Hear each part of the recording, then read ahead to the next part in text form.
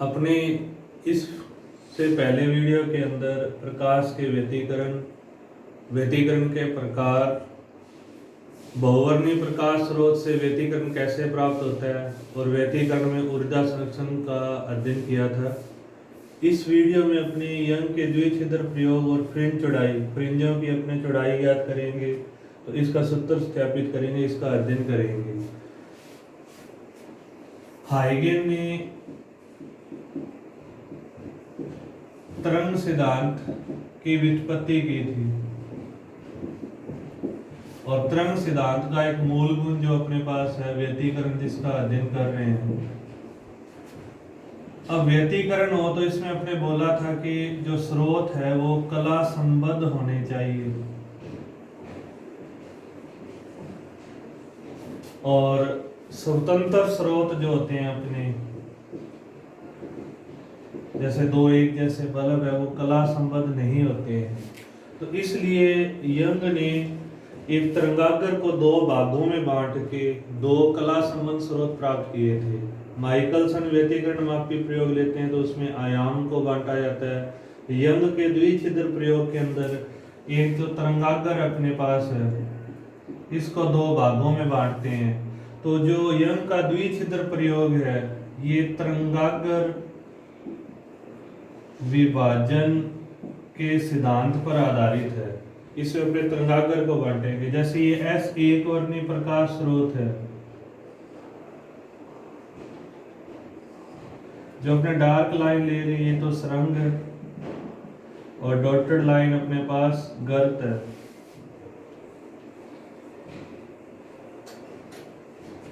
जब ये तरंगाग्र यहाँ S1 और S2, ये एक सीट और उसके अंदर दो छेद किए हुए हैं अपने, इसलिए से द्विछिद्र या द्विस्लिट बोलते हैं। तो जब ये यहाँ तरंगाग्र पहुंचेगा तो हाइगन के सिद्धांत से ये नया स्रोत बन जाएगा और यहाँ से प्रकाश आगे उत्सर्जित होगा। यहाँ से निकलने वाली प्रकाश तरंग और यहाँ से निकलने वाली प्रकाश तरंग के बीच में अध्यारोपण होगा। अध्यारोपण से पर्दे के ऊपर परिणामी प्रतिरूप बनता है। अब जैसे इसमें अपने इसको डायग्राम को आगे बढ़ाएं तो C से S1 और S2 की दूरी बराबर है। CS1 और CS2 दूरी समान है, तो इस कारण पर्दे O पर जो प्रकाश पहुंचेगा तो S1O और S2O दूरी भी बराबर होगी। CS1 और CS2 दूरी समान ले रहे हैं तो S1O और S2O दूरी समान है, तो O बिंदु पे अपने को संपोषी व्यतिकरण मिलेगा। कारण पथ बराबर, पथांतर शून्य होगा, कलांतर 0 होगा स्थिति के अंदर, तो ये संपोषी व्यतिकरण होगा। तो संपोषी व्यतिकरण के अंदर जो अपने को प्रकाश की तीव्रता और आयाम है, ये अधिकतम मिलेंगे। अब मान लेते हैं जैसे C से S1 और C से S2 की दूरी 2 सेंटीमीटर है, तो अपने S1 और S2 को केंद्र मान के यहाँ 2 सेंटीमीटर का एक अर्धवृत्त इधर खींच देते हैं और एक इधर खींच देते हैं, ये एक सुरंग बनी।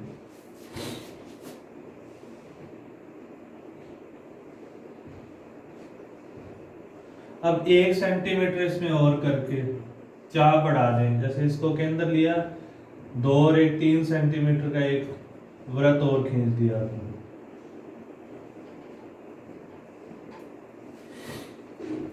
फिर 1 सेंटीमीटर और बढ़ा दें, जैसे 4 सेंटीमीटर ले लें।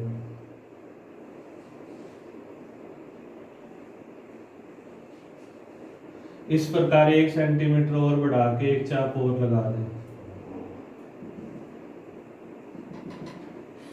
तो ये अपने सुरंग और गर्त दोनों स्रोत से मिल गए। अब जहां दो डार्क लाइन या दो डॉटेड लाइन मिलेंगी, जैसे जो डार्क है ये तो अपने सुरंग है और जो डॉटेड लाइन ले रही है अपने पास गर्त है, तो इनका मतलब है समान कला, तरंगे समान कला में मिल रही है। समान कला में मिलने का मतलब संपोषी व्यतिकरण होगा, प्रकाश की तीव्रता आयाम अधिकतम होगी और उस स्थिति में अपने को दीप्त फ्रिंज प्राप्त होगी। फिर उसके बाद अपने लेते हैं, यदि एक सुरंग और एक गर्त, एक डार्क और एक डॉटेड लाइन मिलते हैं, तो इस स्थिति में ये विपरीत कला में होंगे।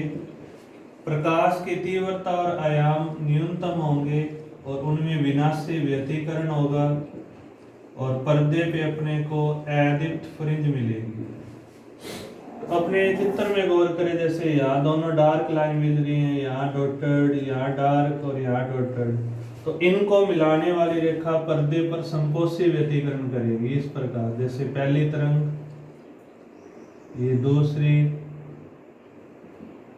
ये परिणामी। तो यहाँ अपने को दीप्त फ्रिंज प्राप्त हुई।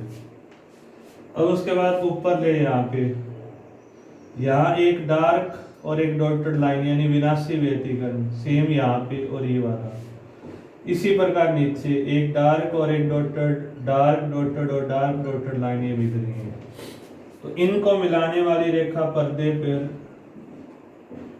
विनाशी व्यतिकरण दिखाएंगी। तो ये विपरीत कला में है।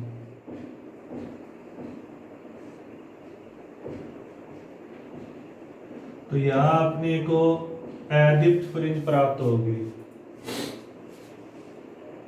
फिर यहाँ डार्क है, दोनों लाइन सेम होगी, यहाँ समान कलर डॉटेड लाइन है, इनको मिलाने वाली ले लिया अपने।